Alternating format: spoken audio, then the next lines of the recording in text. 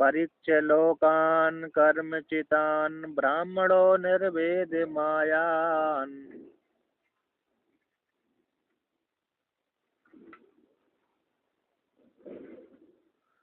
नास्ति अकृतः कृतेन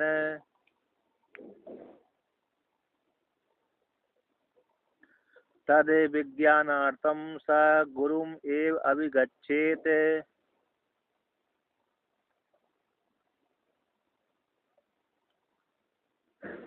समेत गच्छेत् न समित पाणिः श्रोत्रियं ब्रह्मनिष्ठम्।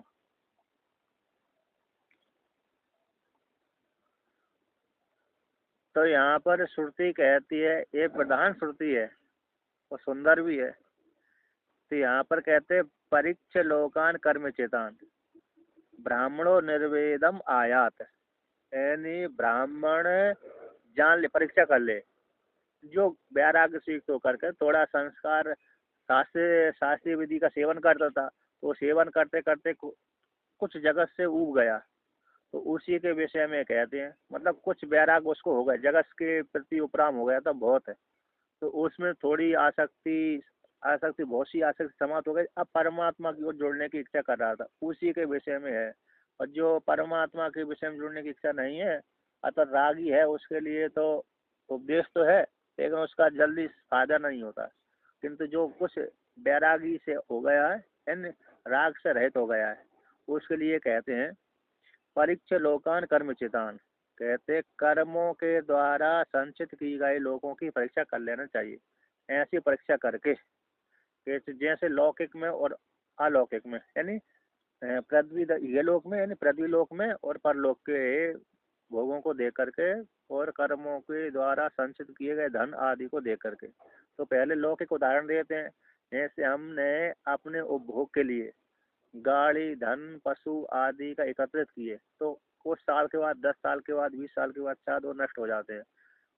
तो ये लौकिक दृष्टांत है। उसी प्रकार से स्वर्ग के लिए अग्निहोत्र आदि कर्म किए, तो स्वर्ग में जाकर के कर्मों का फल भोगा, कर्मों के द्वारा फल भोग करके वे कर्म सारे समाप्त हो जाते हैं। तो जिस प्रकार से ये लोग के कर्मों के फल हमेशा बने नहीं रहते, उसी प्रकार से परलोक संबंधी स्वर्ग संबंधी जो पुण्य किए थे, उनके कर्मों का फल भी नित्य नहीं बना रहता। इस प्रकार से परीक्षा करके ब्राह्मण निर्वेदम आयात, ब्राह्मण कैसे निर्वेदन, वैराग्य को प्राप्त हो गया, आयात है प्राप्त प्राप्त प्राप्त कर लेना चाहिए। तो कहते हैं, और श्रुति कहती न अस्ति अकृता करते हैं ना, यहाँ पर इस संसार में ऐसी कोई वस्तु नहीं है कर्मों के द्वारा जो अकृत हो, अर्थात जो कर्मों के द्वारा प्राप्त होगी वो कृत वाली होगी, और जो यत कृतकत्वम तद अनित्यत्वम है क्या नहीं, जो कृतक होती है वे अनित्य होती है।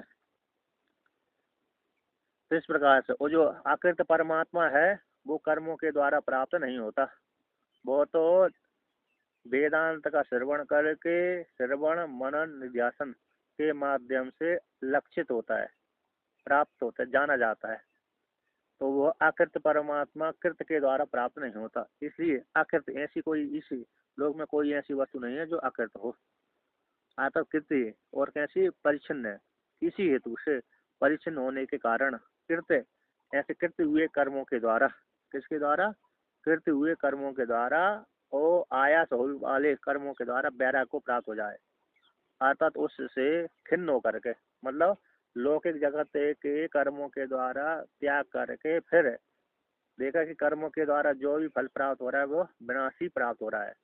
इस प्रकार से निश्चय करके वह साधक वैराग से युक्त होकर के उस परमात्मा को जानने के लिए, तद उस परमात्मा को विज्ञानार्थम जानने के लिए, कि जो अकृत परमात्मा है लौकिक कर्मों के द्वारा प्राप्त होने योग्य नहीं है, इस हेतु से उस परमात्मा को जानने के लिए, विज्ञानार्थम जानने के लिए सब साधक ब्राह्मण जो वैराग को प्राप्त हो गए है ब्राह्मण, तो गुरु में एवं अभिगछेत, तो गुरु को शरण में जाए, किंतु कैसे जाए, शास्त्रीय विधि के अनुसार जाए। कहते समय गच्छेत समित पाणियम श्रोत्रियम ब्रह्मनिष्ठम, समित पाणी हाथ में हाथ में समिदा का भार को लेकर के जाए, यानी गीली लकड़ी ना लेकर सूखी लकड़ी लेकर के जाए। तो सूखी लकड़ी का अर्थ हो गया कि अभी इसके शरीर में, इसके मन में कोई भी वासना नहीं है, मात्र मोक्ष को छोड़ करके और कोई वासना नहीं है, यानी मोक्ष की इच्छा है। तो मोक्ष की इच्छा का प्रतीक है कि सूखी लकड़ी लेकर के जाना। तो गीली लकड़ी लेकर के जाएगा तो हो सकता है कोई इसके मन में अभी अभी वासना है क्या नहीं। तो उसी प्रकार से उसके हाथ में लकड़ियों का भार है, ऐसा व्यक्ति है नहीं हाथ में लकड़ी लेकर के, तो वहाँ श्रोत्रिय जो शास्त्रीय विधि वाला है, कैसा है, जिसने गुरुकुल में जाकर के, ऐसे आचार्य कैसा है, गुरुकुल में जाकर जिसने अध्ययन किया और अनुशीलन किया, शास्त्र के अनुसार चलता है, ऐसे श्रोत्रिय श्रोत्रिय और ब्रह्मनिष्ठ, जिसकी निष्ठा ब्रह्म में है। अथवा आप लोग साक्षात्कार कर लिया है एक पक्ष में, और दूसरा एक पक्ष में है कि जिसकी निष्ठा ब्रह्म ज्ञान में ही है, यानी ब्रह्मवाल वेदांत वाक में निष्ठा है, अन्य कर्म कांडों में निष्ठा नहीं है। दोनों प्रकार से यहाँ पर ब्रह्मनिष्ठा हो सकता है। एक तो ब्रह्म ज्ञानी को ब्रह्मनिष्ठ कह दिया, और दूसरा कर्म कांड में, उपासना कांड में जिसकी निष्ठा नहीं है, मात्र आत्मज्ञान में ही जिसकी निष्ठा है, ब्रह्म में ही निष्ठा है, उसको कहते हैं ब्रह्मनिष्ठ। ऐसे सूत्रीय है, शास्त्रीय है, शास्त्र के विपरीत आचरण नहीं करता और शास्त्रीय वाला ही उपदेश करता है, ऐसा जिसने अनुशीलन किया पहले ऐसे आचार्य के पास में, ऐसे गुरु के पास में, सूत्रीय ब्रह्मनिष्ठ वाले गुरु के पास में, ये वैराग से युक्त होकर के वह साधक जिज्ञासु उनके शरण में जाए, श्रद्धा पूर्वक जाए, आस्तिक बुद्धि से श्रद्धा पूर्वक जाए, जाने की कुतर्क करने के लिए जाए, है कि नहीं, कुतर्क करने के लिए यहाँ पर न जाए, मतलब श्रद्धा से युक्त होकर के जाए। तो आगे श्रुति भी कहती है कि जो श्रद्धा से आए उसके लिए ज्ञान का उपदेश कर देना चाहिए, और देखा जो कुतर्क करने के लिए आया उसको नहीं करना चाहिए, क्योंकि वो तो मजाक करने आया है ना, अपना मनोरंजन करने के लिए आया, अथवा समय पास करने के लिए आया। जैसे बहुत से व्यक्ति समय पास करने के लिए भी जाते हैं ना, अरे घर की सत्संग होता है ना, सत्संग अथवा कथा होती है, वहाँ पर समय पास करने के लिए जाते हैं कि घर में परेशान करेंगे, बच्चों आदि खिलाना पड़ेगी, तो चलो सत्संग में सुनने चलते हैं, है क्या नहीं। दोनों प्रकार से होता रहता है।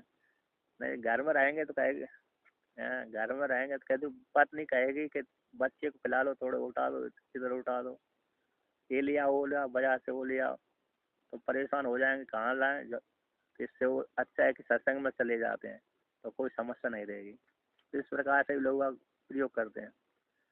तो अब यहाँ पर श्रुति, भगवान भास्कर इस श्रुति का व्याख्यान करते हैं, कहते हैं अतः इदानीम अस्मात् साध्य साधन रूपात् सर्वस्मात् संसाराद विरक्तस्य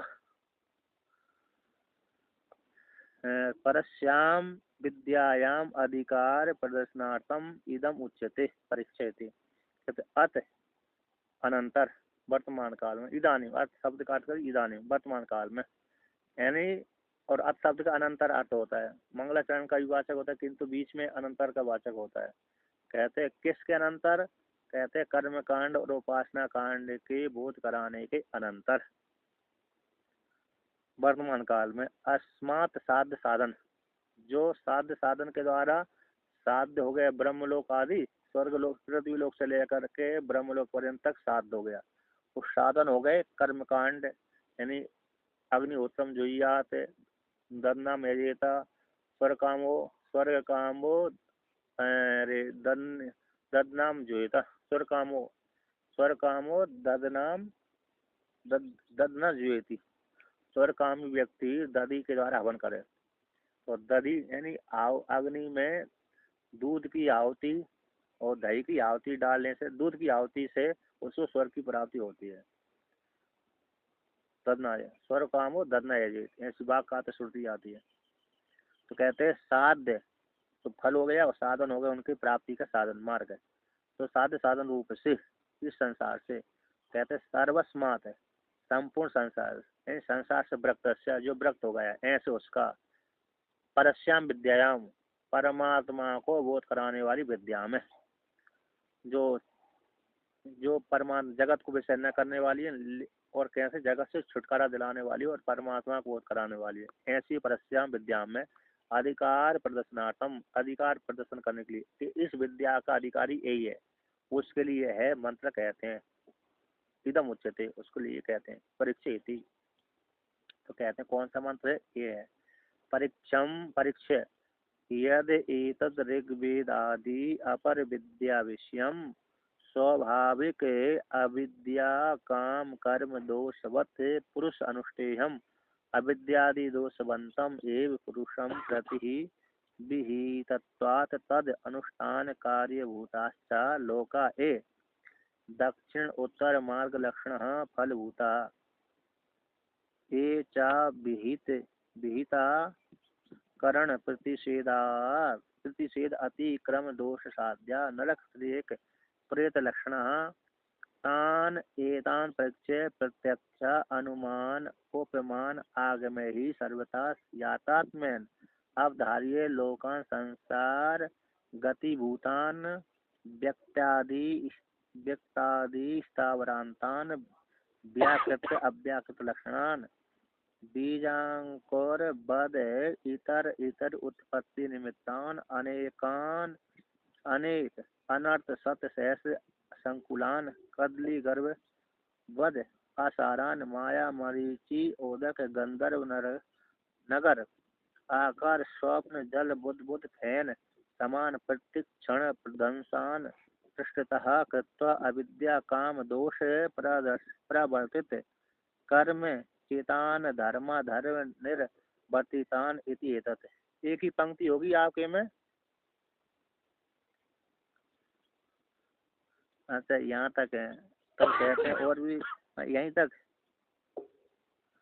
अच्छा अच्छा अच्छा अच्छा ब्राह्मण ब्राह्मण से विशेषतो अधिकार सर्व त्यागेन ब्रह्म विद्यामिति ब्राह्मण ग्रहणम। तो इतना तक है। तो धर्माधर्म निर्वर्तितान इति एतत्, इतना है। तो कहते हैं परीक्षा, ऐसी परीक्षा कर ले। कहते हैं यद एतद है जो पहले वर्णन कर दिया गया था, ऋग्वेद आदि, ऋग्वेद यजुर्वेद सामवेद अथर्ववेद, चारों वेदों के द्वारा प्रतिपादित जो कर्मकांड उपासना है।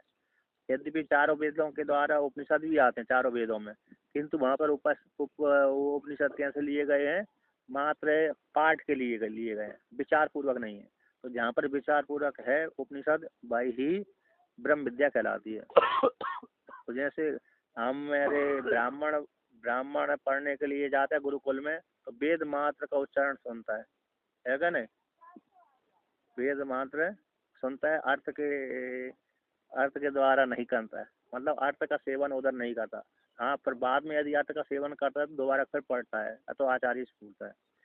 और कुछ कुछ विद्यार्थी ऐसे होते हैं कि अर्थ भी पूछ लेते हैं, तो वो मेधावी होते हैं, कुशल होते हैं। तो ये एतद है जो कहा गया है, ऋग्वेद आदि अपर विद्या का विषय, जो अपर विद्या का विषय है संसार ब्रह्मलोक पर्यंत तक फल की प्राप्ति कराना। स्वाभाविक है, जो स्वाभाविक जीव व्यक्ति कामना से होकर के ही कर्म करता है, मेरे को इससे छुटकारा प्राप्त हो जाए, मुझको इससे छुटकारा प्राप्त हो जाए। अविद्या काम कर्म दोष वाला के समान। जैसे अविद्या हो गई, अविद्या से तराक दो, इससे अविद्या शब्द से वो भी आ जाएगा। कामना ईष्णा, तो कामना से युक्त होकर अविद्या है, अज्ञान बैठा हुआ, कामना होगी तो फिर कर्म करेगा। तो अविद्या काम कर्म दोष से के समान बाला, जैसे जैसे वो पुरुष अनुष्ठेय होता है उसी प्रकार से ये व्यक्ति भी पुरुष के द्वारा अनुष्ठेय होते हैं, ये चारों वेद के द्वारा निष्पादित, चारों वेद के द्वारा बतलाए गए कर्मकांड उपासना कांड। तो ऐसे पुरुष के द्वारा अनुष्ठेय जो साध साधन लक्षण वाले कर्म है। अविद्यादि दोषवंतम, वे कैसे अविद्यादि दोष वाले ही हैं, अर्थात अविद्या को देने वाले हैं, अर्थात संसार को देने वाले हैं। तो ऐसे संसार को देने वाले पुरुष के प्रति भेद हैं, अर्थात जिस व्यक्ति ने संसार को चाहा कि मेरे को फल चाहिए, तो मेरे को क्या चाहिए, फल चाहिए, यानी धन संपत्ति ऐश्वर्य आ जाए, यही फल चाहिए जिसके लिए, ऐसे उसके लिए तो वो व्यक्ति इन कर्मों का अनुष्ठान करता है। तो उस पुरुष के अविद्या आदि दोष वाले पुरुष के प्रति भीत होने से ये चारों वेद आदि कर्मकांड उपासना कांड। तो कहते तद अनुष्ठान कार्यभूत लोका, ऐसे अविद्या वाले पुरुष के द्वारा अनुष्ठान किए जाने वाले, अनुष्ठान के द्वारा सिद्ध का हो गया भूत लोक से लेकर के सत्य लोक पर्यंत तक ये उसको प्राप्त हो जाते हैं। अनुष्ठान के कार्यभूत ये लोग हैं। ए तो ये कहते हैं जो केवल कर्मी होते हैं वे दक्षिण मार्ग से आते हैं, और जो कर्म समुचित उपासना के द्वारा कर्म करते हैं, उपासना से युक्त करके कर्म करते हैं अतः उपासना करते हैं, वो उत्तरायण मार्ग से जाते हैं। तो ये मार्ग लोग कैसे हैं? उत्तरायण मार्ग वाले, दक्षिण मार्ग वाले। उत्तरायण और दक्षिण और उत्तरायण मार्ग लक्षण वाले ये लोग हैं, फलभूत है। उसे फल कर्मी के द्वारा और उपासक के द्वारा ये लोक की प्राप्ति होती है, जिस पुरुष ने उनका अनुष्ठान किया है। और जिस पुरुष ने अनुष्ठान किया ही नहीं तो उसको तो जन्म लो, मर जाओ फिर जन्म ले लो। अतः यदि इस शरीर में रह करके उसको कर्म नहीं किए पुण्य वाले, तो अगले जन्म में उसको कीड़े मकोड़े ही बनना है। तो कहते हैं ये चा भीत, जो भीत तो भीत आकरणम और प्रतिषेध आदि क्रम दोष वसाध्य। कहते हैं जो व्यक्ति भीत को तो नहीं करता है, यानी हरा संध्या उपासिता नित्यम अग्निहोत्रम जुहियात इत्यादि जो विधान किए गए ऐसे कर्मों का सेवन नहीं करता, किंतु जो निषेध किए गए उनका सेवन करता है। क्या कलंज भक्षित सुराम पिबेत है, सुरा का पान करे तो मदरा का पान करता रहता है, मदरा का निषेध किया है। तो कलंजम न भक्षित है, यानी विष बुझे बाण के द्वारा जो हिरण आदि मारे जाते हैं उनका सेवन कर लेता है, अथवा मछली मारता है, खाता है, पीता है इत्यादि का निषेध किया गया उनका सेवन करता है। जो शास्त्र ने निषेध किया गया उसका सेवन करता है, ऐसे व्यक्ति नरक में जाते हैं। कहते हैं तो भीत का आकरण और प्रतिषेध आदि का अतिक्रमण करके करना आदि क्रम दोष के द्वारा साध्य, उस जो ऐसे व्यक्ति के द्वारा जो कर्म किए जाते हैं वो किस लोक में जाते हैं? तो कहते हैं नरक है। त्रियक आदि प्रेत लक्षण वाले नरक में जाते हैं, त्रियक योनि में चले जाते हैं। तो त्रियक योनि पशु पक्षी आदि सारे त्रियक कहलाते हैं। और कहते हैं प्रेत लक्षण, तो भयंकर ज्यादा कर्म किया तो प्रेत,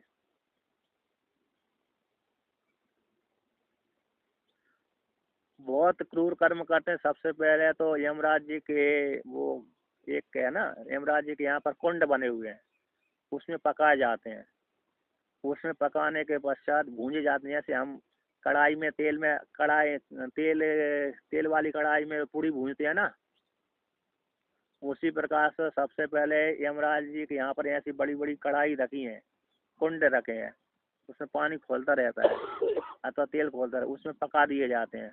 वहां से पका कर भोजन, लेकिन उनका शरीर ऐसा रहता है कि पकाने के पश्चात भी मरते नहीं है वहां पर। यदि मर जाए तो भोग समाप्त हो जाएगा, इसलिए वो ऐसा शरीर दिया जाता है। जैसे वो ये है ना, कौन ये जो एनआरसी पूछते ना, एनआरसी मरने भी नहीं देते, जीने भी नहीं देते, पूछते हैं ना, वो आतंकवादी को पकड़ लेते हैं अथवा जो इनको पकड़ लेते हैं, किसी गलत चीज में पकड़ा गए तो ऐसा वो उसको क्या करते हैं, टार्चर बोलते हैं ना अंग्रेजी में, तो अथवा ऐसा है उनके साथ व्यवहार करते हैं कि ना तो मरने देते हैं ना ही जीने देते हैं। उसी प्रकार से नरक लोक में भी ऐसे शरीर प्राप्त होता है, ना तो वो मरता है और ना ही जी पाता है, तो भयंकर कष्ट का सेवन करता है। इसके पश्चात जब कोई वहाँ का नार की भोग भुगा दिया और दोष की निवृत्ति हो गई, फिर उसको सीधा उठा करके कीड़े मकोड़े बना दिए जाते हैं। फिर कीड़े मकोड़े फिर शोधन होते हुए पशु पक्षी आ जाते हैं, पक्षी के बाद शोधन होते हुए फिर अरे जानवर में है। कोई जो नारकीय में जाते ना उन्हीं को भूत हो जाते, दुर्गति जिनकी संस्कार आदि नहीं हो, भूत बन जाते हैं नारकी योनि में। फिर बाद में वही फिर पशु ऐसे नारकी योनि से भागे भोगाए, यमराज ने भोगा दिए कढ़ाई में डाल करके, फिर उनको भूत प्रेत बना दिया जाता है। भूत प्रेत के पश्चात भूत प्रेत योनि में उतने कष्ट भोगने के पश्चात फिर कीड़े मकोड़े बनते हैं, कीड़े मकोड़े के पश्चात फिर पक्षी बनते हैं, पक्षी के पश्चात फिर जानवर बनते हैं, और जानवर में लास्ट में जाकर के गाय और घोड़े ये बनते हैं। अंतिम उनका जो भोगने का समय है ना, घोड़ा है गाय है ये अंतिम और नारकी होती है। फिर घोड़े और गाय के पश्चात फिर अरे मनुष्य में आ जाते हैं, और मनुष्य में भी सीधा ब्राह्मण क्षत्रिय नहीं आते, सीधा शूद्र वर्ण में आते हैं। वो शूद्र वर्ण में रह करके फिर वो यदि अच्छा कर्म कर दिया तो सीधा फिर पार भी हो जाते, ब्राह्मण भी बन जाते, क्षत्रिय बन जाते, वैश्य बन जाते हैं। और सामान्य कर्म किया तो फिर शूद्र में।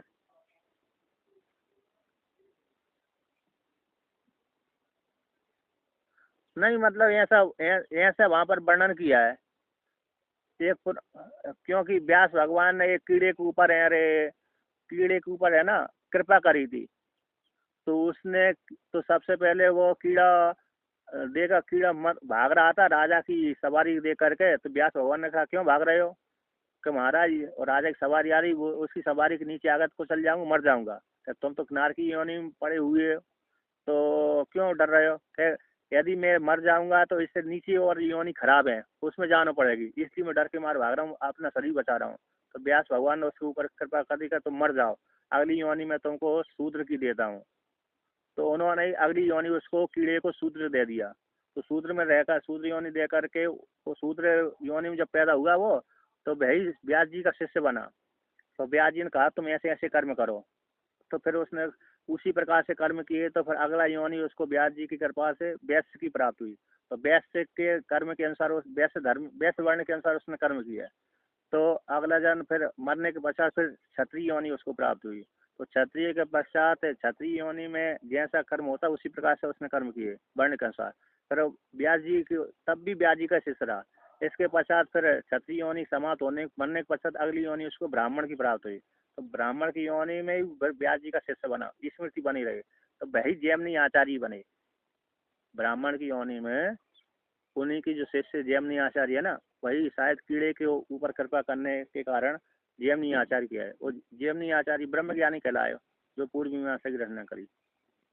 ऐसा वहाँ पर वर्णन है, ये पुराण के अनुसार मैंने वर्णन किया। और दूसरी कभी कभी फिर अतिक्रमण हो जाते, एक सामान्य नियम बतलाया ना, और विशेष नियम तो विशेष भी हो जाते हैं।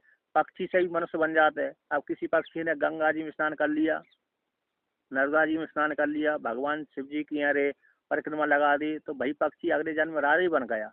उदाहरण आता है, कोई पक्षी रहता शिव मंदिर में रहता तो एक एक परिक्रमा लगाता था और चुनने चला जाता था। तो भाई इसके प्रभाव से शिव जी प्रसन्न हो गए, अगले योनि में उसको राजा पद दे दिया। तो ये भी हो, एक सामान्य नियम बतलाए, एक विशिष्ट नियम हो गया। तो विशिष्ट होता ही ना, विशिष्ट दोनों प्रकार से है। अब आगे कहते हैं, तो नरक क्रियक प्रेत लक्षण, प्रेत मतलब भयंकर कर्म करने वाले, दुर्गति को प्राप्त होकर प्रेत में जाते, फिर पशु पक्षी कीड़े मुंगेड़ बनते हैं। तो कहते हैं तान, इन सबको एतान परिचय करके, जो कौन परिचय करे? जिसने जगत भोग भोगते भोगते वैराग्य को प्राप्त हो गया, ऐसा थोड़ा वैराग्य को प्राप्त हो गया, थोड़ा आसक्त था उसके लिए, ऐसे उनको सबको परीक्षा करके, कि प्रत्यक्ष प्रमाण के द्वारा जान करके, अनुमान प्रमाण के द्वारा जान करके। प्रत्यक्ष प्रमाण तो चक्षु के द्वारा जो देखा जा रहा है सुना जा रहा है वो प्रत्यक्ष प्रमाण हो गया। अनुमान प्रमाण, अनुमान प्रमाण कैसा हो गया?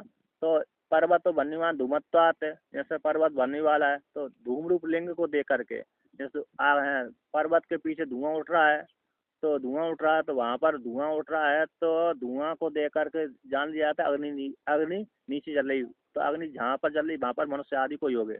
जैसे आवाज कहाँ सुन रही है? हम कमरे में बैठे हुए, किसी बाहर से आवाज आ रही है झगड़े की, तो उस आवाज को सुन करके जान लिया जाता है कि हम अमुक स्थान पर व्यक्ति बात कर रहे हैं अथवा झगड़ा कर रहे हैं। तो ये अनुमान प्रमाण हो गया।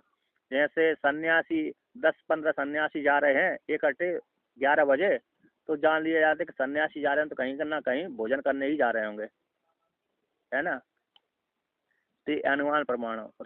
और पड़ोसी में अरे अच्छी सब्जी की सुगंध आ रही है, तो रस मलाई की सुगंध आ रही है, तो अनुमान लगा लिया जाता है कि यहाँ पर अच्छा माल बना हुआ है। ये परीक्षा हो गई। और साध्य की अनुमान प्रमाण हो गया।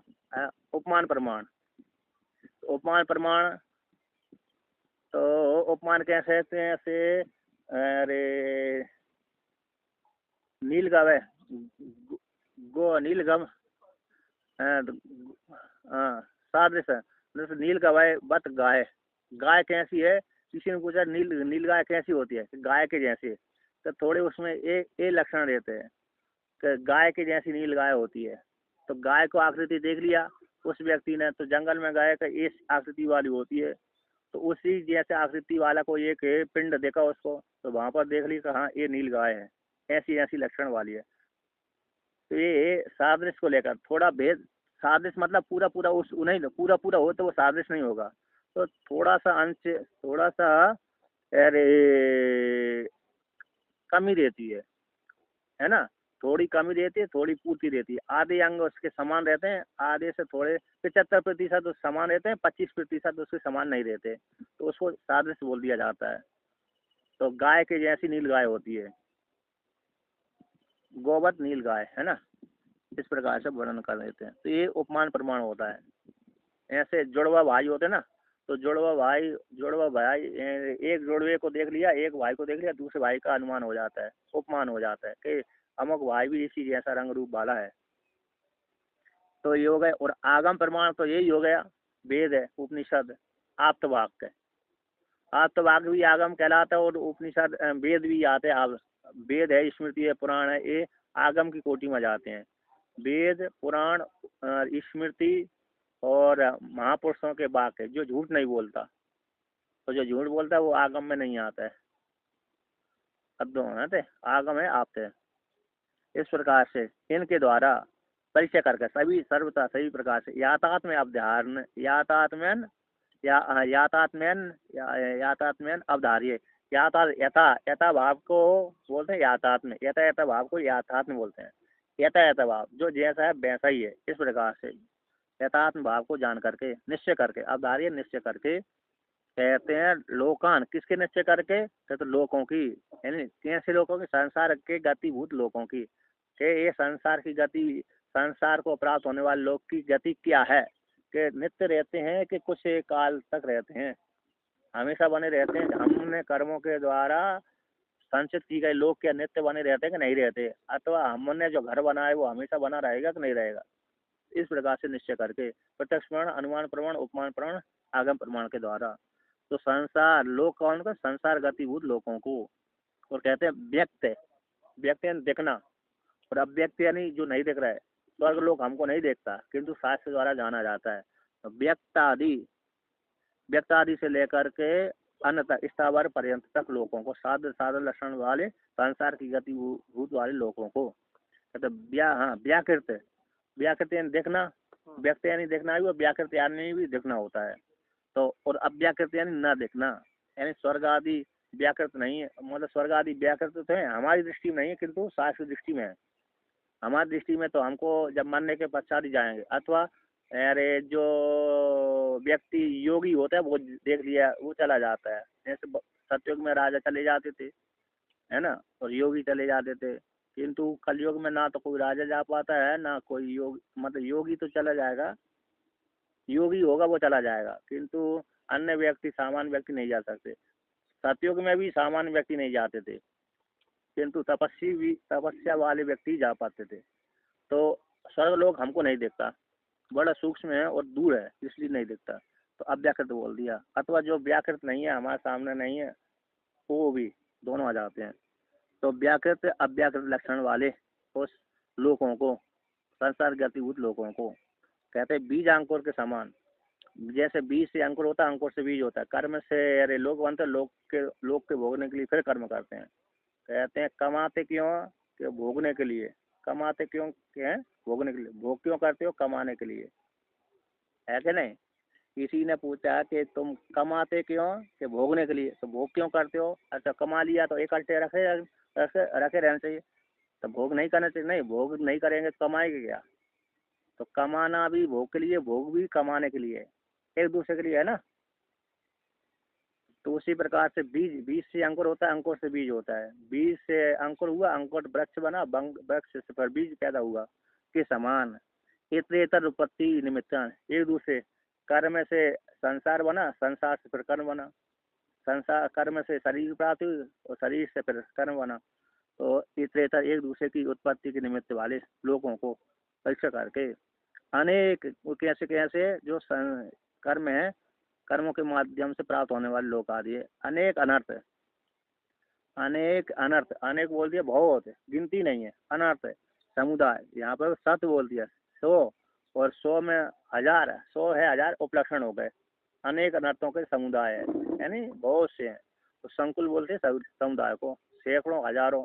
किसी के पास में कम समस्या प्राप्त होती है, किसी के पास में ज़्यादा समस्या होती है ना। बहुत सब बड़ा परिवार होने के पश्चात भी समस्या नहीं रहती किसी को, और छोटा परिवार होते हुए भी समस्या बहुत हो जाती है। ऐसे और शरीर में भी रोग आ जाते हैं, बुढ़ापे में तो आ ही जाते हैं, कभी कभी किसी को नहीं आते। जो योग करता रहता है उसको नहीं आते, जो योग नहीं करता है आ भी जाते हैं।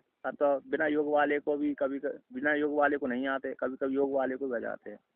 तो ऐसे ही है, मतलब अनर्थ सत सहस्त्र हजारों संकुलन समुदायों को, जो समुदाय है इसका उपद्रवों का, दुखों का। वो कहते जो संसार कैसा है कि कदली गर्भ बद असारम, जैसे कदली का जंगल होता है ना, कदली गर्भ, कद गर्भ यानी जैसे गर्भ भीतर होता है, उसी प्रकार से कदली के भीतर, यानी कदली बोलते हैं केला, केले की जो कदली है ना, केला, केला का जो पेड़ होता है उसको जब छीलेंगे तो भीतर वो छिलका ही छिलका निकलेंगे। तो कदली के भीतर है, हाँ उसके भीतर कोई कहे इतना बाहर इतना छिलका निकाल दिया, गोरा निकाल दिया, अंदर कोई माल अच्छा होगा तो दे, जैसे जैसे निकालेंगे वो छिलका ही छिलका निकलते रहेंगे, कुछ नहीं निकलेगा। उसी कदली के भीतर है ना, कदली के गर्भ के समान। तो कदली के भीतर जैसे कुछ नहीं होता, उसी प्रकार असार वाले ऐसे जो कोई सार नहीं है, संसार में कोई भी सार नहीं है उनको। और कैसे संसार कैसा है, माया मरीची उदक के समान है, माया है, मरीची है, उदक है, गंधर्व के समान। मरीची बोलते हैं मृग, मृग तृष्णा का जल। और माया मतलब, माया का अर्थ होता है हमने मुख में तो कुछ, मन में कुछ बैठा कर रखा है, किसी व्यक्ति ने बोल दिया कि अरे सुबह सुबह स्नान करके कहीं संध्या बंदन आदि करके जा रहा था, तो किसी ने पूछा कहाँ जा रहा है, तो जा तो रहा था पूर्व दिशा को, तो बोल दिया उत्तर अरे पश्चिम दिशा को जा रहा हूँ।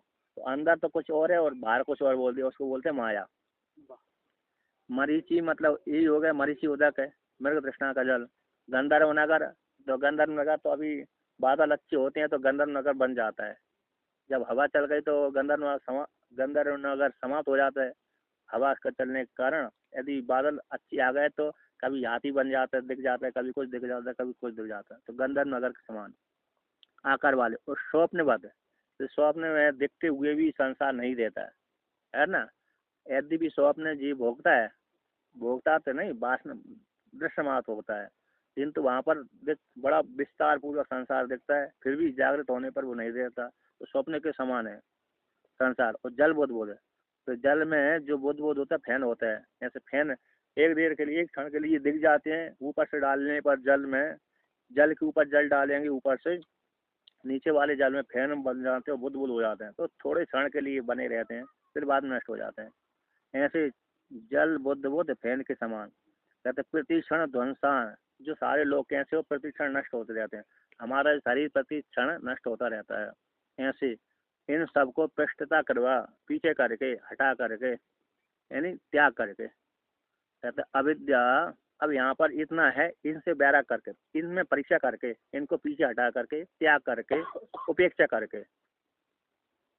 अविद्या काम दोष वर्त, ये कैसे, अविद्या काम दोष परावर्तित कर्म, कर्म चितान धर्मधार निर्वर्तितान, ये कैसे, अविद्या, अविद्या काम दोष से के द्वारा परिवर्तित होते हैं, जिसमें अविद्या कामना है, अज्ञान और कामना बैठी हुई, ऐसे उसके द्वारा अविद्या कामना रूप दोष के द्वारा परिवर्तित होते हैं, उनके द्वारा कर्म संपादन होता है, कर्म के माध्यम से लोग प्रवृत्त होते हैं। वो कैसे, धर्म को निमित्त बनाकर ये प्रवृत्त होते हैं, ऐसे उन सबको हटा करके, है ना। इति तक, यहाँ तक पूर्व पक्षी इनको इसमें परीक्षा करके इतना हो गया। अब ब्राह्मण क्या करे, इस ब्राह्मण ने इसमें शास्त्र, क्योंकि गुरुकुल में गया था ब्राह्मण, तो ब्राह्मण गुरुकुल में, यानी कि ब्राह्मण, एक तो भगवान भास्कर कहते हैं यहाँ पर ब्राह्मण विशेष अधिकार है उसका, क्योंकि वो शुरू से ही धर्मशास्त्र पढ़ता रहता है इसलिए। और दूसरा उपलक्षण भी ले लेना चाहिए दोनों का, है ना। विशेष रूप से भगवान भास्कर ने ब्राह्मण का बोल दिया, क्योंकि जन्म से ही वो शास्त्र पढ़ता रहता है, इसलिए उसको इसमें विचार उत्पन्न हो जाते हैं। और दूसरा उपलक्षण है जो अधिकारी, उसके लिए वर्णन कर दिया। तो कहते हैं ऐसे जो ब्राह्मण है, कहते हैं ब्राह्मण से ये विशेष तो अधिकार है, तो ब्राह्मण का ही विशेष अधिकार है। ऐसा जो ब्राह्मण चिंतन करके, विचार करके, सर्व त्यागेन, संपूर्ण त्याग के द्वारा, ब्रह्म विद्यायाम इति, ब्रह्म विद्या में अधिकार है, इति ब्राह्मण का नाम, है ना। कहते हैं ब्राह्मण का विशेष अधिकार होने का, सर्व त्याग में ब्राह्मण का अधिकार हो जाने से, अथवा सर्व का त्याग करके द्वारा, संपूर्ण जगत का त्याग के द्वारा ब्रह्म विद्या में उसका अधिकार है, इसी हेतु से ब्राह्मण का ग्रहण किया गया है, विशेष अधिकार है। उपलक्षण भी हो सकता, दोनों प्रकार से, में से उन्होंने वर्णन किया है सुरेश्वराचार्य भगवान ने। तो ब्राह्मण शब्द से दो संन्यास में अधिकार किसका? ब्राह्मण का अधिकार है। श्रुति के अनुसार भगवान भास्कर ने श्रुति के अनुसार कर दिया। तो सुरेश्वराचार्य भगवान ने कहा नहीं, संन्यास में ब्राह्मण क्षत्रिय वैश्य का भी है, क्योंकि जिसका उपनयन संस्कार होता है उसका संन्यास में अधिकार है, और जिसका उपनयन संस्कार नहीं है उसका संन्यास में अधिकार नहीं है। त्याग में सभी का अधिकार है, और संन्यास जो लिंग संन्यास होता है उसमें तो उपनयन संस्कार वाले का होता है। ऐसा भगवान अरे सुरेश्वराचार्य भगवान ने वार्तिक में वर्णन किया, बृहदारण्य उपनिषद में, बृहदारण्य उपनिषद के वार्तिक में है। लिंग संन्यास ये है ना, मतलब अरे आप, मैं ब्राह्मण हूँ, क्षत्रिय हूँ, वैश्य हूँ, शूद्र हूँ, तो इसमें उपनयन संस्कार 3 को होता है, ब्राह्मण क्षत्रिय वैश्य को। तो उसके लिए फिर लिंग मतलब ये ब्रह्मचर्य का पालन किया, गृहस्थ का पालन किया, वानप्रस्थ संन्यास, वानप्रस्थ लिया, फिर संन्यास, ये लिंग संन्यास हो आश्रम क्रम से, ठीक है ना। तो इस प्रकार और वो मुख्य संन्यास तो वो हो गया ज्ञान के द्वारा। तो कहते हैं विशेषता ब्राह्मण का ही विशेष अधिकार है, सर्व त्याग के द्वारा ब्रह्म विद्या में इस प्रकार से अधिकार है। ऐसा वर्णन ब्राह्मण का ग्रहण किया। ऐसा जो ब्राह्मण है वह ब्राह्मण सबका त्याग करके, परीक्षा करके, प्रत्यक्ष प्रमाण, अनुमान प्रमाण, उपमान प्रमाण, आगम प्रमाण और अन्य प्रमाणों के माध्यम से परीक्षा करके परीक्षा लोकान किमिति, परीक्षा लोकान किमिति कुर्यात, परीक्षा कर लिया ठीक है, फिर क्या करे? परीक्षा करने के पश्चात क्या बैठ जाए घर में? नहीं, परीक्षा करने के पश्चात ये करे, निर्वेदम निहि पूर्वो विधिर अत्र वैराग्याते, कहते निपूर्वक, निर्वेद शब्द किसका है? निपूर्वक विधि धातु यहाँ पर वैराग्यात्मक हित होती है, विधि ज्ञान धातु है, तो निपूर्वक लगा दिया तो कहते हैं धातुओं के उपसर्ग के योग में धातुओं का अर्थ बदल जाता है कि नहीं? उपसर्ग के योग में कोई उपसर्ग यानी जैसे हिरिहरण्य धातु है, आंग लगा दिया तो आहार हो गई, बी लगा दिया तो हिरिहरण्य से आहार बना, हार शब्द बन गया, उसमें आंग लगा दी आहार हो गई है, भोजन करने हो गया, बी लगा दिया तो बिहार हो गई है, बी उपसर्ग लगा दिया तो बिहार हो गई उसी धातु का, प्रा लगा दिया तो प्रहार हो गया, सम लगा दिया तो मारना हो, संगार हो गया। तो इस प्रकार से तो उपसर्ग के योग में धातुओं के अर्थ बदल जाते हैं, और सामान्य धातु का अर्थ सामान्य रहता है, एक ही रहता है, एक दो, लेकिन उपसर्ग के योग में वही बदल जाता है। जैसे एक ही धातु की बी, आंग, ओप, नु, सम, प्रा आदि के द्वारा हरिहरण्य धातु के कई अर्थ हो जाते हैं। उसी प्रकार से यहाँ पर भगवान भास्कर कहते हैं निपूर्वक विधि धातु यहाँ पर वैरागात्मक सिद्ध की गई है। वैराग्यम आयात यानी कुरियात इति एतत्, वह ब्राह्मण इस प्रकार से परीक्षा करके वैराग को प्राप्त हो जाए। आयात धातु है, वैराग्यम गच्छेत इति विधि, यानी विधि लिंग का वाक्य आयात है ना। यहाँ पर कहते हैं आयात शब्द है कुरियात, विधि लिंग का वाचक है, आज्ञा दे दी, विधि कर दी कि वैराग को धारण कर ले। तो इस प्रकार से सा वैराग्य प्रकार, सा वैराग प्रकार है ना, सा वैराग्य प्रकार प्रदर्शते ना। हाँ, तो वैराग प्रकार को दिखलाते हैं, प्रदर्शित। तो यहाँ पर कहते हैं यह संसार है नास्ति कचित अपि अकृता पदार्थ। तो यहाँ पर जो अकृत शब्द आया है ना, उसको लेकर कहते हैं ये संसार है, इस संसार में नास्ति नहीं है कचित कोई भी अकृत पदार्थ है। इस संसार जो पृथ्वी लोक में कोई भी ऐसा पदार्थ नहीं जो अकृत हो, अर्थात सारे पदार्थ कैसे कृत वाली है। जो कृत होती है यद कृतकत्वम तद अनित्यतम, जो कृतक होता है वो अनित्य कहलाता है, और जो कृत नहीं है वो अनित्य, जो कृतक नहीं है वो नित्य, अनित्य नहीं बल्कि नित्य कहलाता है। इस संसार में सारे पदार्थ कैसे कृत वाली हैं। सर्व एव अनित्य हैं, सर्वे एव ही लोका कर्म चिता कर्म कृतत्वात् च अनित्या, कहते सारे जितने भी लोग हैं वे लोग कैसे कर्मचित है, कर्म के द्वारा संचित किए गए हैं, इसलिए कर्मकृत होने के कारण, कर्म के द्वारा प्राप्त होने के कारण वे अनित्य कहलाते सारे लोग। अर्थात हमको इस पृथ्वी लोक की प्राप्ति हुई कर्म के द्वारा ही हुई, ब्रह्म लोक की प्राप्ति हुई कर्मों के द्वारा हुई, और स्वर्ग लोक की प्राप्ति हुई वो भी कर्मों के द्वारा, इसलिए वो सारे अनंत कहलाते हैं। नरक में भी गए हैं तो वो भी कर्मों के द्वारा प्राप्त, वो भी वहाँ से छुटकारा प्राप्त होता है। पशु योनि में जाने के पश्चात भी वो कर्मों के द्वारा प्राप्त हुआ, इसलिए वो भी कुछ काल फल भोग करके वहाँ से भी छुटकारा होता है। इसलिए सारे पाप वाले कर्म भी नरक के अरे कर्मों के द्वारा प्राप्त हुए, पुण्य वाले लोग भी कर्मों के द्वारा और पाप वाले लोग भी कर्मों के द्वारा ही प्राप्त हुए, इसलिए अनंत कहलाते हैं। न नित्यम कचित अपि अस्ति इति अभिप्राय है, कोई नित्य नहीं है इस लोक में, संसार में कर्म के द्वारा संचित किए गए पदार्थ है इस लोक में है, संसार मंडल में कोई भी कैसे नहीं नित्य पदार्थ नहीं है, आत्मा को छोड़कर। आत्मा ही नित्य है, वो कृत नहीं है। जो आत्मा है कैसी, वो अकृत है। कहते सर्वम तू कर्म कर्म अनित्य एव साधनम, कहते जितने भी सर्व संपूर्ण जो कर्म है अनित्य के ही साधन है। जितने भी अरे कर्म साधन है वे अनित्य के, जितने भी कर्म है वे अनित्य के हेतु बनते हैं। साधन बोलते हैं हेतु। तो जो भी संसार में फल की प्राप्ति होती है वे अनित्य कर्मों के द्वारा प्राप्त होते, कर्मों के द्वारा प्राप्त होती है। इसी कर्मों के द्वारा प्राप्त होने वाले जो साधन है साध्य हैं वो अनित्य फल को देने वाले हैं। इसलिए संपूर्ण कर्म अनित्य के ही साधन होते हैं और साधन के द्वारा साध्य की प्राप्ति होती है। इसलिए साधन के द्वारा साध्य वो लोक विशेष हो गए, तो लोक विशेष भी अनित्य ही है। अतः कुछ काल तक रहते हैं उसके लिए, कुछ काल के बाद नष्ट हो जाते हैं। हाँ जैसे पृथ्वी है, यद्यपि हमारी दृष्टि में कि ऐसे कुछ काल तक रहेगी, जब हम मर जाएंगे दूसरे लोक में चले जाएंगे, तो पृथ्वी का प्रारब्ध भोग बड़ा है तो महाप्रलय तक बनी रहती है। किंतु हम लोग उत्पन्न होते हैं, मर जाते हैं, मर जाते हैं, फिर उत्पन्न होते हैं, ये चलता रहता है क्योंकि हमारी आयु सीमित होती है।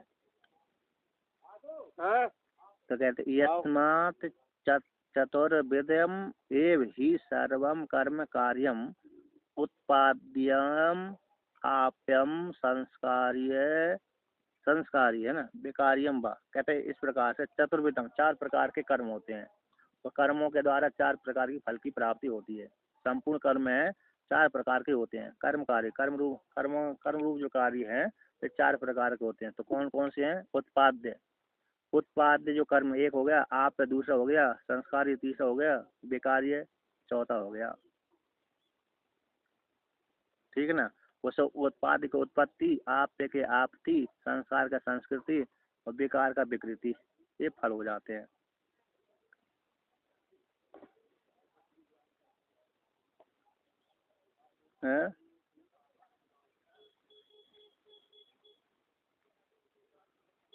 ऐसे संस्कार है, भ्री पोषण कर दिया है ना।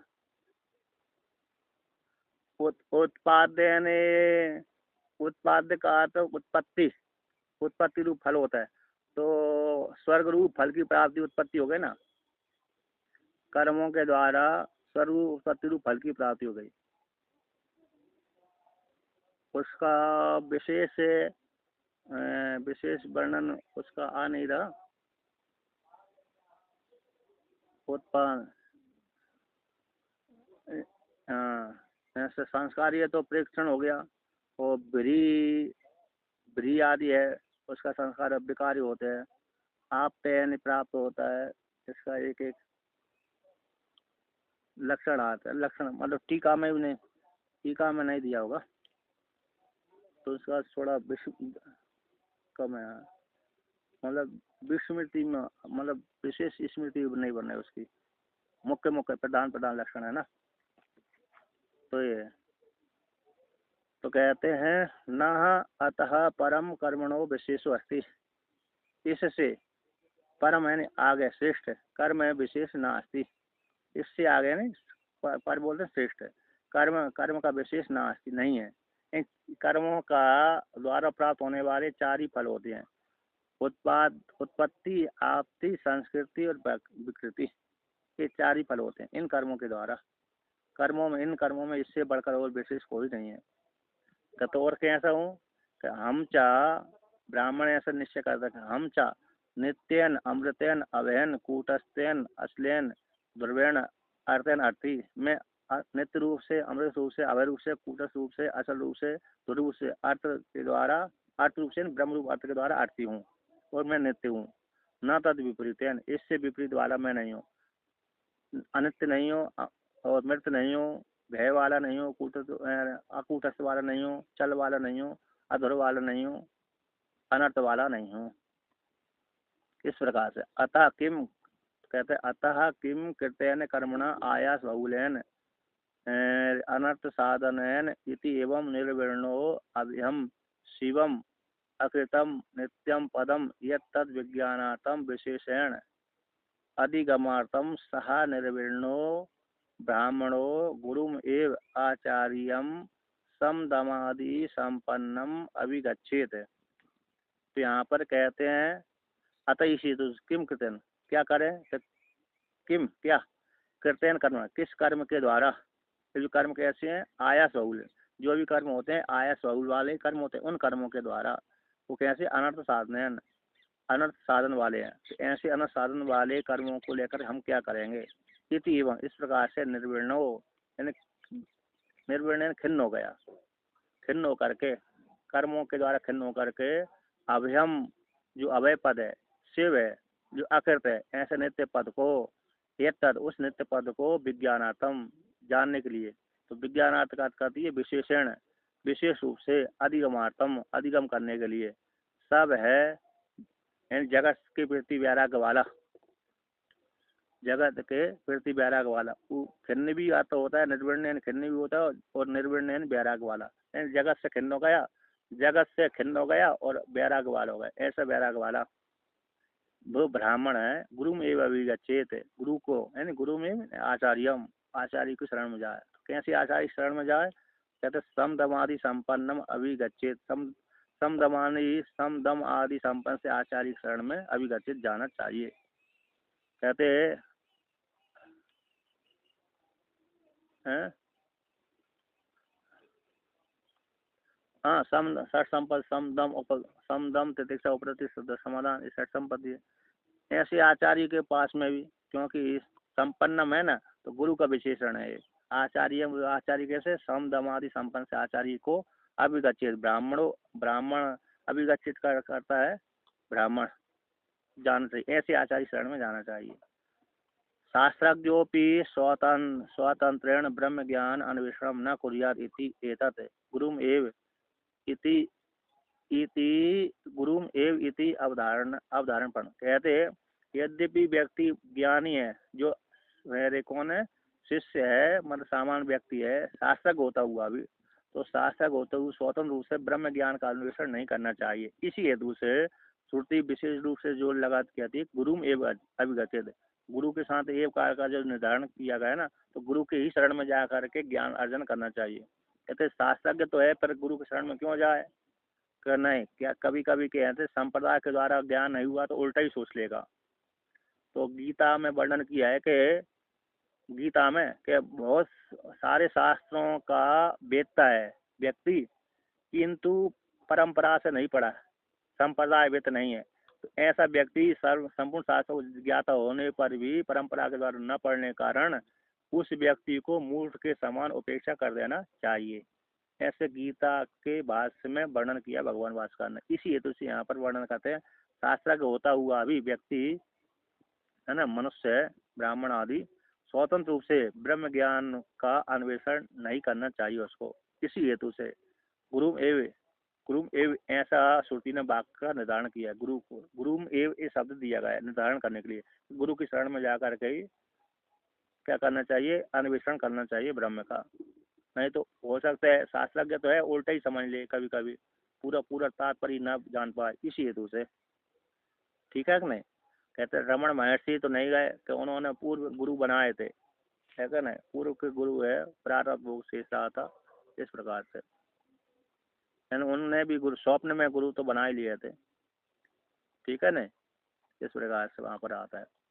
कहते समित पाणी ही समित भार गृहीत हस्त श्रोत्रियम अध्ययन श्रुतार्थ संपन्न ब्रह्मनिष्ठम हित्वा सर्वकर्माणि केवले अद्वै ब्रह्मणि निष्ठा यस्य सो अयम ब्रह्मनिष्ठो।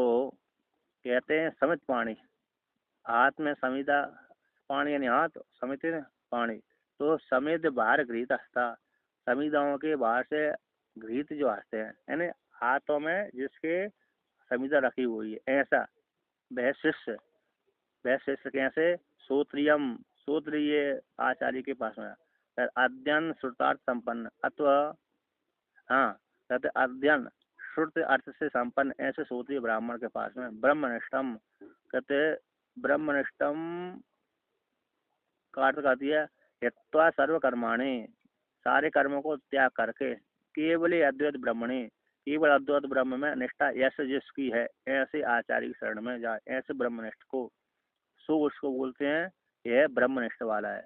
ऐसे सारे कर्मों में जिसकी निष्ठा नहीं है उनको त्याग दिया, केवल अद्वैत ब्रह्म में ही जिसकी निष्ठा है, ऐसे उसको कहते हैं ब्रह्मनिष्ठ।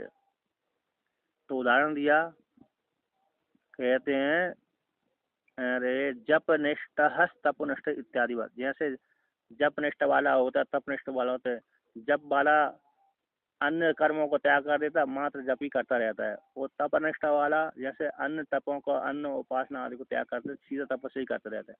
उसी के समान केवल अद्वैत ब्रह्म में जिसकी निष्ठा है उसको बोलते ब्रह्मनिष्ठ। सारे कर्मों को त्याग करके केवल अद्वैत में निष्ठा है। और दूसरा ब्रह्मनिष्ठ मतलब दूसरा भी है ब्रह्मज्ञानी, ऐसा व्यक्ति के शरण में जाए। तो ऐसे श्रोत्रिय का अर्थ भी कर दिया था, अध्ययन श्रुत अर्थ संपन्न, जिसने गुरुकुल में जाकर अध्ययन किया है और श्रवण किया है और अर्थों से, तो श्रुति के अर्थ से संपन्न है, ऐसे श्रोत्रिय ब्रह्म ज्ञानी के ब्रह्मनिष्ठ के शरण में जाए वो शिष्य। कहते हैं नहीं कर्मण हो ब्रह्मनिष्ठता संबत्ति कर्मात्म ज्ञान और विरोधत्वात्। कहते कर्मी का जो कर्मी व्यक्ति है उसकी शरण में गया तो वो ब्रह्मनिष्ठ नहीं हो सकता। कर्मी का तो ब्रह्मनिष्ठता संभव नहीं हो सकती। क्यों? उसमें हेतु देते हैं ब्रह्म और आत्मज्ञान में है, हाँ, कर्म और आत्मज्ञान में विरोध होने से, कर्म और आत्मज्ञान विरोध होने के कारण कर्मी का ब्रह्म में निष्ठा नहीं हो सकती। इसलिए तो ये ब्रह्मनिष्ठ जो जिसने कर्मों का त्याग कर दिया उसी की ही ब्रह्म में निष्ठा हो सकती है। शास्त्री व्यक्ति जो है उसने कर्मों का त्याग करके अद्वैत का शीलन करता है, वही ब्रह्मनिष्ठ कहलाता है। कहते सा वह साधक ब्राह्मण तम गुरुम विधिवत उपसन्न प्रसाद्य प्रच्छेद अक्षरम पुरुषम सत्यम। वह साधक है, ब्राह्मण रूप साधक अधिकारी ऐसे गुरु को विधिवत उपसन्न, विधिवत जा करके, यह शास्त्रीय विधि है उसी प्रकार से जा करके और वहाँ पर जा करके आचार्य शरण में जाकर प्रसाद दे, उनको प्रसन्न करे, प्रसन्न करके प्रच्छेद पूछे किसको? अक्षरम पुरुषम सत्यम, जो तीनों कालों में रहता है सत्य पुरुष सेनातिथि पुरुषा, पुरुष जो अक्षर रूप पुरुष है उसके विषय में प्रश्न करे, पूछे। ठीक है ना? इस प्रकार से मतलब विधिवत का वर्णन किया है। जाकर यदि प्रसन्न नहीं कि यहाँ पर कहते प्रसाद का अर्थ करती है प्रसन्न, यदि गुरु जी की शरण में गया, वहाँ तो आचार्य शरण में गया और प्रसन्न किया ही नहीं, मतलब अभिमान से युक्त हुआ तो फिर समस्या हो जाएगी। तो प्रसन्न करके विधिवत जा करके श्रद्धा पूर्वक जा करके और प्रसन्न करके उनकी पूजा आश्रम की सेवा आदि करके, जो आश्रम में रहता होगा झाड़ू पोछा आदि लगा करके थोड़ा पूजा पाठ आदि करवा के, तो इस प्रकार से उनसे प्रश्न करें तो फिर आचार्य फिर उसको उपदेश करता है। तो यहाँ पर भी ऐसे विधिवत आया उसके विषय में कहते हैं। आगे चलें कि रहने दें? अच्छा, तस्मै सह विद्वान उपसन्नाय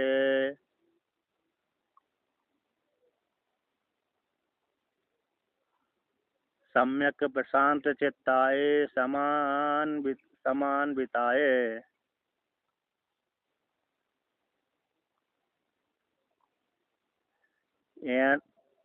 एनाक्षरम पुरुषम वेद सत्यम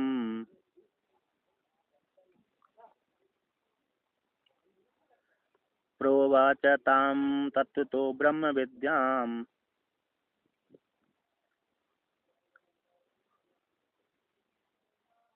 तो यहाँ पर कहते हैं जो इस प्रकार से गुरु के ब्रह्मसूत्री ब्रह्मनिष्ठ गुरु के पास में आया, श्रद्धा पूर्वक आया है, वो समझ पाने को ग्रहण करके आया है और गुरु की भी सेवा कर ली, उसने सेवा कर दी, प्रसन्न कर लिया, तो अब गुरु का कर्तव्य होता है।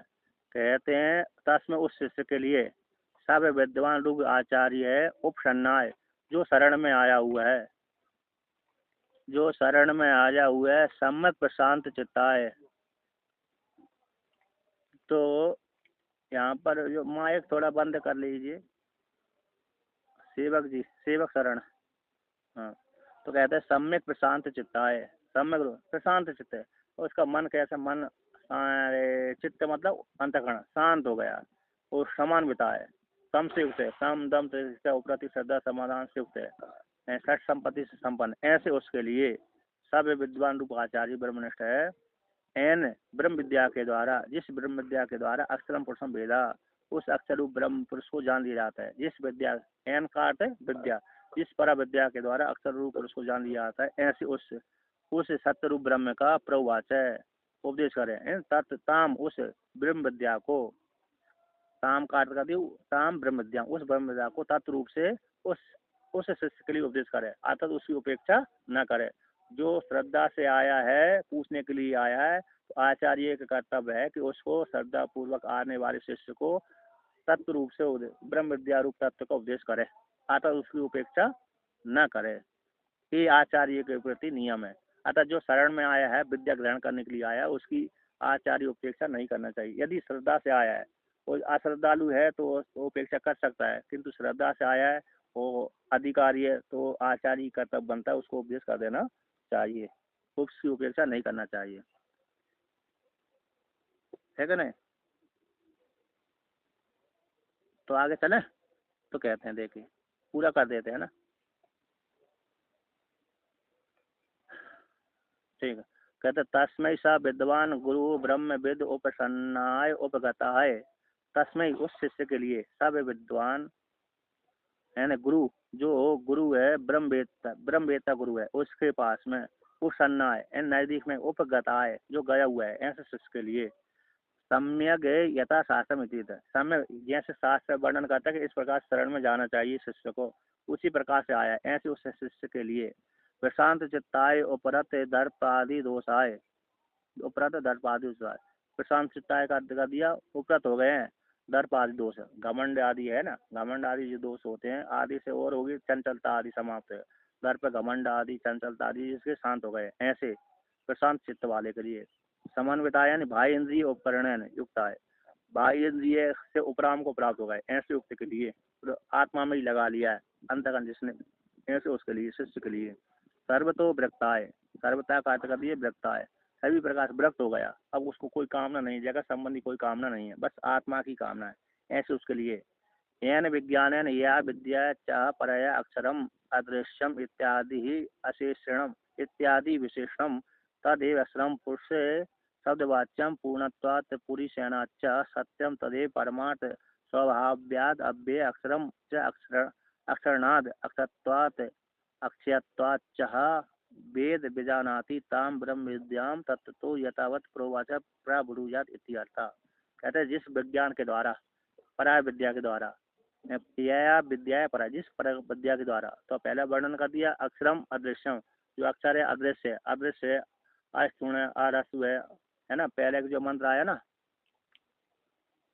जो छठा मंत्र है, यह तद अदृश्यम अग्राह्यम अगोत्रम अवर्णम अचक्षुषोत्रम तद अपाणिपादम नित्यम विभुम सर्वगतम सुसूक्ष्म तद अव्ययम सर्व यद भूत योनिम परिपसन धीरा, ये मंत्र के द्वारा जो अक्षर के विशेषण है इत्यादि, जो परमात्मा का स्वरूप है, अक्षर रूप ब्रह्म का स्वरूप, उसको तद वे अक्षर को जो पुरुष शब्द वाच्य है, वे अक्षर ब्रह्म कैसा है, पुरुष शब्द के द्वारा वाच्य है, तो पुरुष शब्द के द्वारा वाच्य होने से पूर्ण, पुरुष शब्द का अर्थ करते हैं पूर्णातिथि पुरुषा अथवा पूरी सेनातिथि पुरुषा, जो पूर्ण है, अपने आप में पूर्ण है, ऐसे किसी दूसरे व्यक्ति को जरूरत नहीं है हमको, इसलिए पूर्ण है, और पूरी में सहन करता है, हृदय रूप गुहा में सहन करता है, इसलिए पुरुष कहलाता है, पूर्ण होने से पुरुष है, वो पूरी में सहन करने से पुरुष है, ऐसे पुरुष शब्द वाच्य परमात्मा रूप अक्षर ब्रह्म है, उसका जो सत्य है, तीनों कालम रहता है, तद वही परमार्थ सत्य है, स्वभाव वाला होने से अव्यय है ना, परमार्थ स्वभाव वाला होने से वह सत्य अव्यय है।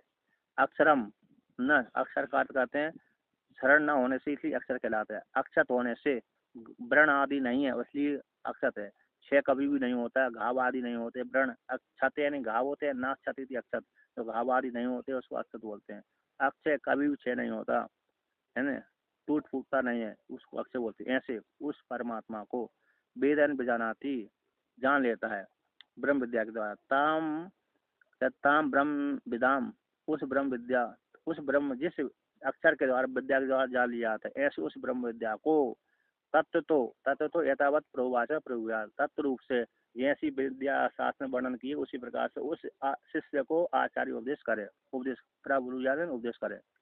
आचार्यस्य अपि अयम एव नियम हो यत न्याय प्राप्त सत शिष्य निस्तारणम अविद्या महोदधे। आचार्य का भी यह नियम है, आचार्य अयम एव नियम हो, आचार्य का भी यह नियम है कि जो न्याय से प्राप्त सत शिष्य है, जो न्याय से प्राप्त हुआ है ना शिष्य, सत शिष्य उसके से सत है, मतलब श्रेष्ठ आचरण वाला है और योग्य है, पुनः से उसके लिए ऐसे शिष्य के लिए अविद्या रूप महादधि से निस्तरण उसको करना चाहिए, है ना। अविद्या रूप जो महादधि है, अविद्या रूप जो संसार है, महादधि रूप संसार, उस संसार से शिष्य का निस्तरण करना चाहिए। उपदेश उस निस्तरण संसार रूप सागर से पार कराने के लिए आचार्य को ब्रह्म विद्या का उपदेश कर देना चाहिए, ये आचार्य का कर्तव्य है। इस प्रकार से श्रुति वर्णन करती है, यानी उपेक्षा नहीं करना चाहिए। कभी कभी उपेक्षा कर देते हैं ना कोई, तो कहते हैं ऐसे चलो हम, अरे आचार्य कहता है, कोई आचार्य जैसे सामान्य व्यक्ति है, अरे आ जाइए हम तुम्हारा कल्याण कर देंगे, यदि वो उनके पास विद्या नहीं होती फिर भी कह देते आइए हमारे मठ में आइए, अन्य में आइए, हमारे शरण में आइए, या तो हमारे आश्रम में आइए, हम तुम्हारा कल्याण कर देंगे। तो कल्याण करने के लिए जैसे कल्याण तो ब्रह्म विद्यास होगा, किंतु उपदेश कर देते राम राम भजो अथवा शिव शिव भजो, है कि नहीं। एक कर्म करो, झाड़ू पोंछा लगा दो, उसी में कल्याण हो जाएगा, है कि नहीं। तो यदि उनके पास भी यदि विद्या नहीं है और यहाँ से लगा देते तो उनका झूठा हो गया, है कि नहीं। तो यहाँ पर उपेक्षा थोड़ी मजाक सी है, मतलब ये मुख्य सिद्धांत की बात तो है कि आचार्य जैसे योग्य आचार्य जो ब्रह्मनिष्ठ आचार्य के पास में शिष्य चला गया अधिकारी शिष्य, तो उस शिष्य की अरे कैसे उपेक्षा नहीं करना चाहिए, बल्कि श्रद्धा पूर्वक उसको उपदेश कर देने से और आता तो अविद्या रूप संसार से उसको पार कर देना चाहिए, ये आचार्य का नियम है। इस प्रकार से पूरा